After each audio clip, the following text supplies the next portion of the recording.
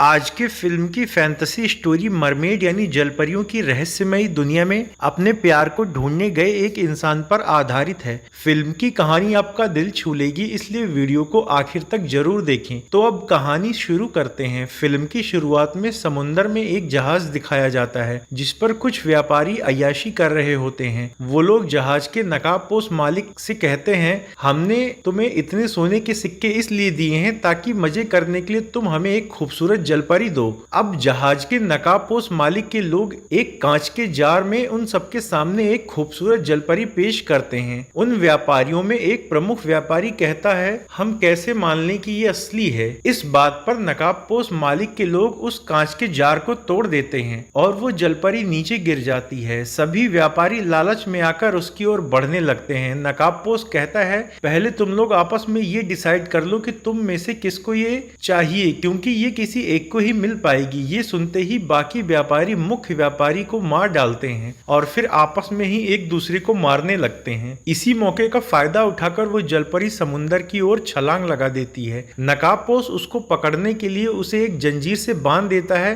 पर फिर भी वो समुंदर में कूद जाती है। उसके पीछे पीछे जहाज पर आपस में लड़ रहे व्यापारी भी उसको पकड़ने की लालच में समुंदर में कूद जाते हैं। वो लोग समुंदर में भी आपस में लड़ना जारी रखते हैं। उसी जहाज पर एक युवक यानली और उसका दोस्त भी होते हैं। यानली के गले के अंदर जलपरियों का एक मोती होता है जिसकी वजह से वो पानी के अंदर सांस भी ले सकता है और तेज गति से तैर भी सकता है। ये मोती उसके गले में कैसे आया ये आपको आगे की कहानी में पता लगेगा। तो जलपरी के भाग जाने पर यानली का दोस्त नशे में डूबे यानली को जगाता है। अब यानली भी उस जलपरी को पकड़ने समुद्र में कूद जाता है और उस जलपरी को समुद्र से पकड़कर वापस जहाज पर ले आता है। लेकिन तभी हम देखते हैं कि जहाज के नकाबपोश लोग उस जलपरी को एक सिंहासन पर बिठा देते हैं और यानली पर तलवार से हमला करने लगते हैं। लेकिन यानली अपनी कुशल तलवारबाजी से उस नकाबपोश को हराकर उसका नकाब अपने तलवार से काट देता है। नकाब उतरने पर यानली उसको पहचान लेता है क्योंकि यानली पहले भी उससे लड़ चुका था, पर तब वो जिंदा बच गया था।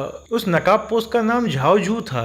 झाओजू फिर से यानली पर हमला करने लगता है, पर जलपरी उसको रोक देती है। यानली का दोस्त यानली से कहता है, मुझे समझ में नहीं आ रहा है कि ये सब लोग उस जलपरी का आदेश क्यों मान रहे हैं। यानली कहता है, क्योंकि ये कोई जलपरी नहीं है, ये एक समुद्री राज्य जिन्वी के राजा की चुड़ैल पटरानी है। ये सुनकर वो जलपरी अब अपने असली रूप में आ जाती है और उसके सिपाही भी अपना अपना नकाब उतार देते हैं। वो पटरानी यानली से कहती है, क्योंकि तुम्हारे गले में जलपरियों का मोती है इसलिए तुम समुद्र के अंदर भी रह सकते हो। तुम हमारे समुद्री राज्य जिन्वी के बहुत काम आ सकते हो, इसलिए मैं चाहती हूँ कि अब से तुम हमारे लिए काम करो। और वो यानली को पूर्वी चीन सागर का समुद्री कप्तान बना देती है। वो पद स्वीकार कर लेता है और अपने कमरे में चला जाता है। उसके पीछे पीछे पटरानी भी उसके कमरे में चली जाती है और वो यानली के साथ जबरदस्ती रोमांस करने लगती है। यानली उसको अपने से दूर झिटकने लगता है। झिटकने के बाद भी वो बेशर्म औरत यानली से चिपकने की बार बार कोशिश करती है और हर बार यानली खुद को उससे दूर कर देता है। पटरानी यानली से कहती है कि क्या तुम राजा से डर रहे हो? तुम डरो मत, क्योंकि ये पूरा इलाका राजा ने मेरे हवाले कर रखा है। यानली कहता है, मैं डर की वजह से तुमसे दूर नहीं हो रहा हूँ, बल्कि मुझे तुम में कोई दिलचस्पी नहीं है इसलिए तुमसे दूर हो रहा हूँ। पटरानी कहती है, मैं जानती हूँ तुम्हारी दिलचस्पी तुम्हारी एक पुरानी प्रेमिका जलपरी में है जिसकी तलाश में तुम आज भी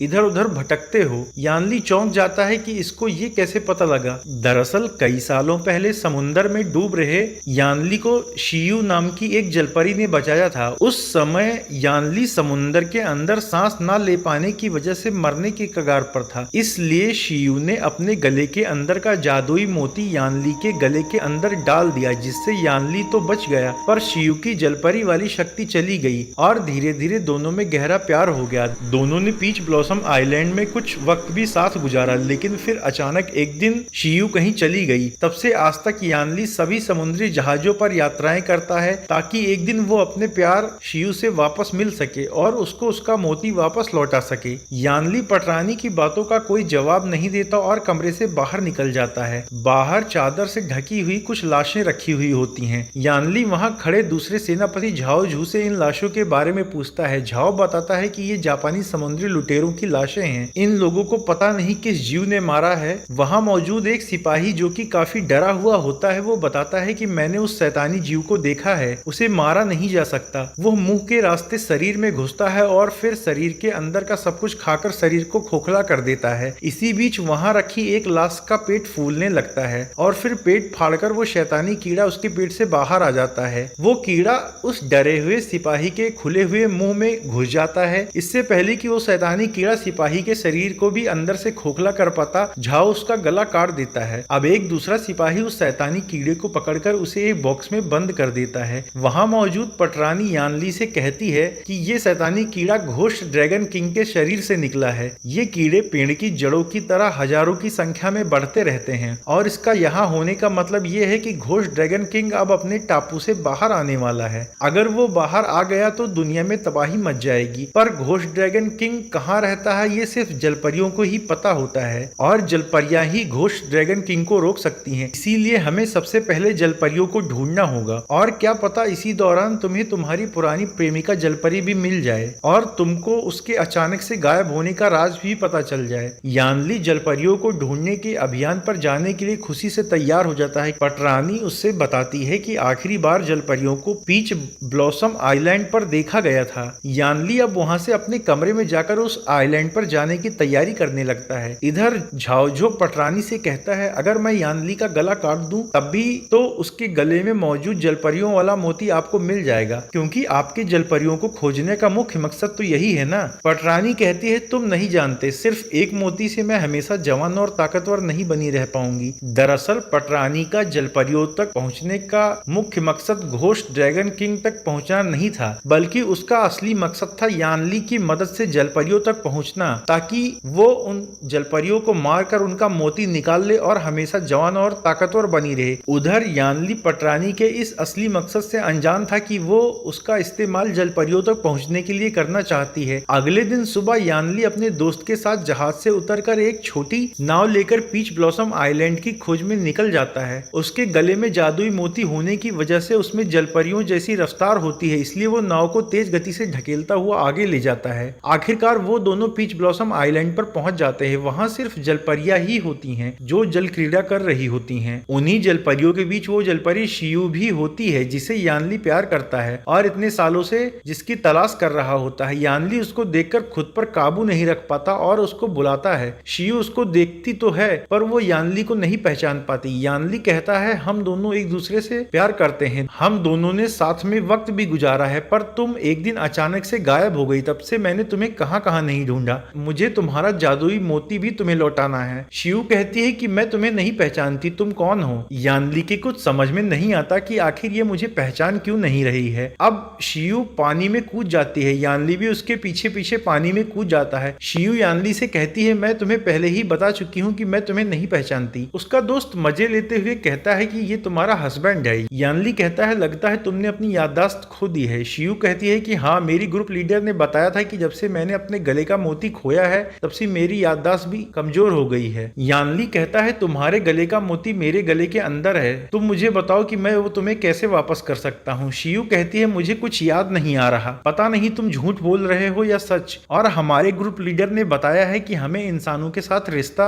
नहीं रखना चाहिए क्योंकि इंसान धोखेबाज होते हैं। यानली कहता है अफसोस की बात है कि आज तुम सब भूल गई हो, यहाँ तक कि मुझे भी। इसी बीच बाकी जलपरियां अपने दुपट्टे से यानली को जकड़ लेती हैं क्योंकि उन्हें लगता है कि वो यहाँ किसी गलत इरादे से आया है। लेकिन तभी पटरानी वहाँ झाओ और सैनिकों के साथ पहुंचकर उन जलपरियों पर तीरों की बौछार कर देती है। जलपरियां खुद को और यानली शियू को उन तीरों से बचाने की कोशिश करते हैं। जवाबी हमले में जलपरियां भी पटरानी के सैनिकों को एक एक करके मारने लगती हैं। पर तभी जलपरियों की ग्रुप लीडर भी वहां पहुंच जाती है। वो उन सबसे कहती है कि हम जलपरियों ने किसी इंसान से शादी ना करने की शपथ ली है, इसलिए तुम लोग अगर यहाँ किसी जलपरी से शादी करने के इरादे से आए हो तो ये नहीं हो पाएगा। और वैसे भी इस आइलैंड पर बाहरी लोगों का आना मना है। उनमें से एक मरमेड ग्रुप लीडर से बताती है कि ये लोग यहाँ शिव के लिए नहीं आए हैं। ग्रुप लीडर कहती है इन लोगों पर भरोसा नहीं किया जा सकता। फिर वो अपनी शक्ति से पानी के बंधन से पटरानी और उसके दोनों सेनापतियों को बांध देती है, पर यानली के अंदर मोती होने की वजह से वो पानी से नहीं बंधता। यानली ग्रुप लीडर से कहता है कि पटरानी तुमसे घोस्ट ड्रैगन लॉर्ड के बारे में एक महत्वपूर्ण बात करने यहाँ आई हैं। ये सुनकर ग्रुप लीडर उन लोगों को अपने कैद से आजाद कर देती है। पटरानी के आदमी टीम लीडर को बॉक्स में रखे हुए शैतानी पटरानी जीव का कटा हुआ भाग दिखाते हैं। ये देखकर टीम लीडर उन सभी के साथ अपने दरबार में चली जाती है। वहाँ एक मासूम जलपरी बच्ची सेनापति झाओ से कहती है कि तुम्हारे चेहरे से लगता है तुम बहुत ही नेक इंसान हो। इस बात पर दूसरा सेनापति उसके मजे लेते हुए कहता है इसकी शकल पर मत जाओ। वहीं पर एक जलपरी टीम लीडर से कहती है ये घोष ड्रैगन लॉर्ड के बॉडी से निकला शैतानी कीड़े का टुकड़ा है। टीम लीडर कहती है इसका मतलब ये है कि पूर्वी शाही मोती की ताकत कम हो रही है, तभी घोष ड्रैगन लॉर्ड फिर से सक्रिय हो रहा है। यानली पूछता है कि ये पूर्वी शाही मोती क्या है। शियू बताती है कि शाही मोती जलपरियों के लिए बहुत पवित्र वस्तु है और इसकी शक्ति से घोष ड्रैगन नियंत्रण में रहता है। टीम लीडर कहती है हमें ड्रैगन पैलेस जाकर उस शाही मोती की घटती शक्ति को बढ़ाना होगा और उसको सुरक्षित करना होगा। इस पर पटरानी कहती है इसमें मैं और मेरे सैनिक आपके साथ हैं, लेकिन टीम लीडर कहती है हम उस जगह पर किसी बाहरी को ले जाने का खतरा नहीं उठा सकते। वैसे भी घोष ड्रैगन लॉर्ड बहुत ही शक्तिशाली और खतरनाक है, अगर उसको पता लग गया तो वहाँ कोई नहीं बचेगा। दरअसल पटरानी का इरादा जलपरियों को मोहरा बनाकर उस शाही मोती तक पहुँचने का था, ताकि वो उसको हासिल करके उसकी शक्ति से खुद को हमेशा के लिए जवान और ताकतवर बना ले। टीम लीडर उन लोगों को अपने साथ ले जाने से मना कर देती है। उसी रात शियू जहाज पर यानली के कमरे में उससे मिलने जाती है। वो यानली से पूछती है कि मुझे बताओ पहले हम दोनों के बीच में क्या हुआ था, क्योंकि उस बारे में मेरी याददाश्त में कुछ भी नहीं है। यानली कहता है कई सालों पहले मैं समुद्र में जहाज पर एक अभियान पर था, उस दौरान तुमने मेरी जान बचाई थी, फिर सैनिकों से मैंने भी तुम्हारी जान बचाई और हम दोनों में प्यार हो गया। शियू कहती है पता नहीं क्यों ये सब मुझे याद नहीं है, और प्यार हम जलपरियों के लिए एक अभिशाप की तरह है, कभी भी इसका अंत अच्छा नहीं रहा, इसलिए हम लोगों को बाहरी लोगों से प्यार करने की इजाजत नहीं है। इसी दौरान पटरानी भी यानली के कमरे में आ जाती है, पर तब तक शियू उसको देखकर बेड के नीचे छिप जाती है। पटरानी फिर से यानली के साथ जबरदस्ती रोमांस करने की कोशिश करती है। यानली पिछली बार की तरह ही फिर से खुद को उससे बचाने की कोशिश करता है। वो उससे झूठ बोलती है कि हम पहले भी तो ये बहुत बार कर चुके हैं। यानली कहता है ऐसा कभी कुछ नहीं हुआ। इसके बाद पटरानी उसके कमरे से बाहर चली जाती है और बेड के नीचे छुपी शियू बाहर आकर यानली से कहती है मेरी टीम लीडर सही कहती थी, हमें बाहरी मर्दों पर भरोसा नहीं करना चाहिए, सभी धोखेबाज होते हैं। यानली कहता है पटरानी झूठ बोल रही है, मेरे और उसके बीच में ऐसा कुछ भी नहीं है, वो हम दोनों के बीच दरार डालने के लिए ऐसा बोल रही थी। पर शियू नाराज होकर वहां से चली जाती है। अगले दिन टीम लीडर और कुछ जलपरियां ड्रैगन पैलेस में जाती हैं। एक जलपरी शियू को भी अपने साथ वहां ले जाती है, क्योंकि गले के अंदर मोती ना होने की वजह से शियू खुद नहीं जा सकती थी। वहां उन्हें ड्रैगन पैलेस का खंडहर और एक सिंहासन दिखता है। टीम लीडर कहती है कोई भी आवाज नहीं करेगा, क्योंकि आवाज से घोष ड्रैगन लॉर्ड जाग सकता है। शाही मोती उसी सिंहासन के एक पत्थर पर लगा हुआ होता है। टीम लीडर कहती है इसकी ताकत और चमक कम हो गई है। एक जलपरी उस मोती को निकालने की कोशिश करती है पर नाकाम रहती है। टीम लीडर कहती है ये शाही मोती सिर्फ वही निकाल सकता है जिसे इसकी शक्ति द्वारा चुना गया हो और जिसमें टीम लीडर बनने की काबिलियत हो। कोई भी जलपरी उस मोती को हिला नहीं पाती, सिर्फ शियू ही उस शाही मोती को पत्थर से निकालने में कामयाब होती हैं। दूसरी ओर लालची पटरानी पीच ब्लॉसम आइलैंड पर आराम कर रही बाकी जलपरियों की अपनी सैनिकों से गला काटकर हत्या करवाने लगती है, ताकि उनके गले से वो जादुई मोती ले सके। वो लोग उस छोटी जलपरी बच्ची को भी नहीं छोड़ते जिसने झाओ की तारीफ की थी। झाओ उस जलपरी बच्ची को बचाना चाहता है, पर दूसरा सेनापति उस बच्ची का भी गला काट देता है और मोती निकाल लेता है। ये देखकर झाओ बहुत नाराज होता है, पर मजबूरी में वो कुछ कर नहीं पाता। दूसरा सेनापति जलपरियों का गला काटकर इकट्ठा की हुई सारी मोती पटरानी को दे देता है। पटरानी उससे खुश होकर उसे भी एक जादुई मोती देती है। उधर पटरानी की हरकतों से अनजान टीम लीडर और बाकी जलपरियां वहां से शाही मोती लेकर वापस लौटने ही वाली होती हैं कि तभी घोष ड्रैगन लॉर्ड जाग जाता है। जलपरियां उसको रोकने की कोशिश करती हैं, पर वो बहुत क्रोध में होता है और सब पर हमले करने लगता है। वो टीम लीडर को भी घायल कर देता है। इसी बीच यानली और उसका दोस्त भी वहां पहुंच जाते हैं। यानली अपने दोस्त से घोष ड्रैगन लॉर्ड पर बारूदी गोले फेंकने को कहता है। बारूदी गोलों के ब्लास्ट से घोष लॉर्ड की भुजाओं के टुकड़े होने लगते हैं, पर उसकी अनंत भुजाएं होती हैं जो घटने की बजाय बढ़ती ही जाती हैं। टीम लीडर अपनी छड़ी की शक्ति से पानी के बहाव को ऊपर करके बाकी जलपरियों और यानली के साथ वहां से वापस पीच ब्लॉसम आइलैंड पर पहुंच जाती है। उसी रात यानली और शियू मिलते हैं और प्यार भरे लम्हे साथ में गुजारते हैं। शियू कहती है मुझे बताओ कि मैं ऐसा क्या करूं कि जिससे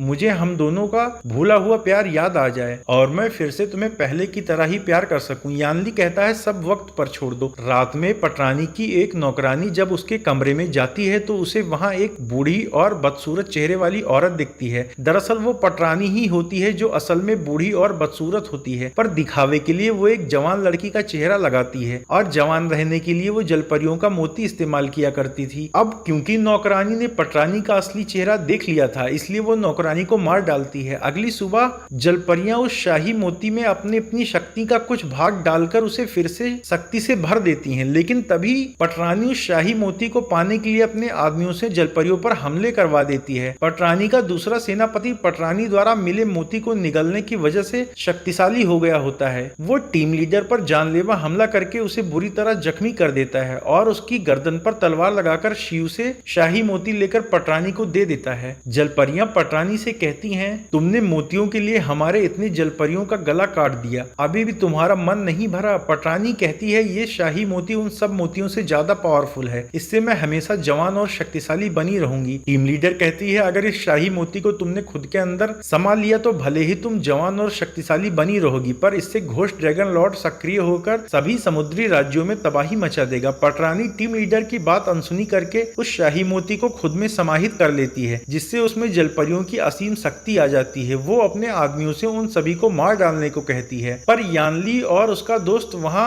बारूदी गोले का ब्लास्ट करके जलपरियों को लेकर वहां से बाहर की ओर निकल जाते हैं। घायल हो चुकी टीम लीडर मरने के कगार पर होती है, इसलिए वो शिव से कहती है, मैं आज तुम्हें एक राज बताती हूँ। तुम्हारी प्यार वाली याददाश्त मैंने ही तुम्हारे दिमाग से मिटाई थी, क्योंकि हम जलपरियों के लिए प्यार एक अभिशाप की तरह है और हमारा समुदाय एक साथ बना रहे, इसलिए मुझे ऐसा मजबूरी में करना पड़ा। इसके बाद वो यानली के गले लगकर मर जाती है। उधर पटरानी पीच ब्लॉसम आइलैंड को तबाह करने के लिए जहाज पर लगी तोपों से उस पर हमले करवाने लगती है। ये देखकर टीम लीडर की मौत से दुखी जलपरियां पटरानी को रोकने के लिए शिव को टीम लीडर की जादुई छड़ी देकर उसे नया टीम लीडर बना देती हैं। यानली भी उसका समर्थन करता है और ये लोग पटरानी के जहाज पर हमला करने के लिए समुद्र में उतर जाते हैं। पटरानी का दूसरा सेनापति तोपों से आइलैंड और जलपरियों पर हमले जारी रखता है। मौका पाकर झाओ पटरानी के खिलाफ हो जाता है और तोप चलाने वालों को मारने लगता है। झाओ कई सैनिकों को अकेले मार गिराता है। तब तक जलपरियां और यानली भी जहाज पर पहुंच जाते हैं। वो लोग भी पटरानी के सैनिकों से लड़ने लगते हैं। ये देखकर पटरानी घोस्ट ड्रैगन लॉर्ड को जगाने के लिए वहां से ड्रैगन पैलेस जाने के लिए निकल पड़ती है। शिव उसको देख लेती है और वो भी यानली के साथ पटरानी का पीछा करती है। ड्रैगन पैलेस में पहुंचकर पटरानी शाही मोती की शक्ति से घोस्ट ड्रैगन को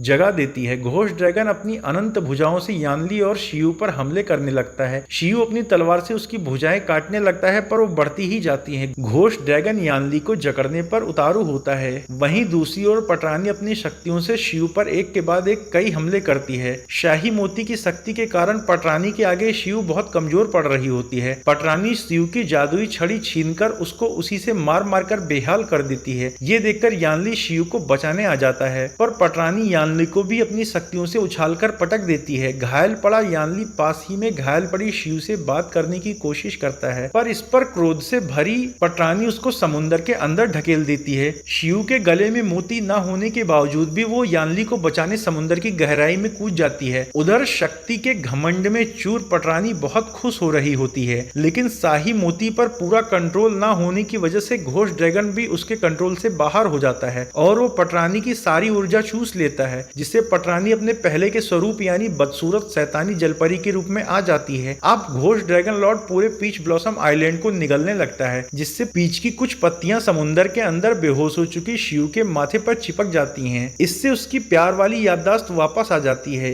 याददाश्त वापस आने पर वो बेहोश हो चुके यानली को किस करती है, जिससे यानली के गले के अंदर का मोती वापस शिव के गले में चला जाता है। अपना जादुई मोती वापस पाने की वजह से शिव में जलपरी वाली शक्तियां फिर से आ जाती हैं और वो यानली को पानी से बाहर निकाल लाती है। वो यानली से बताती है कि मुझे हम दोनों का प्यार याद आ गया है। इसके बाद वो बेकाबू हो चुके ड्रैगन के अंदर से शाही मोती को वापस खींचकर ड्रैगन को उसी मोती में कैद कर देती है और वो मोती को उसी सिंहासन पर पुनः स्थापित कर देती है। शक्तिहीन होकर वहां पड़ी पटरानी से शिव कहती है कि इतना सब करने के बाद भी तुम फिर से अपने असली रूप में आ गई। आखिरकार पटरानी मर जाती है। अब जलपरी समुदाय की सारी जिम्मेदारी शिव पर आ गई होती है और वो टीम लीडर भी बन चुकी होती है। इसलिए अपने दिल पर पत्थर रखकर वो यानली के दिमाग से दोनों की प्यार की यादें मिटा देती है। यानली उसको ऐसा ना करने को कहता है, पर शिव कहती है हम दोनों की आगे की जिंदगी के लिए बहुत जरूरी है। इस तरह ये फैंटेसी लव स्टोरी यहीं खत्म हो जाती है। अगर आपको भी ये कहानी पसंद आई हो तो वीडियो को लाइक और शेयर करें और चैनल को सब्सक्राइब करना ना भूलें।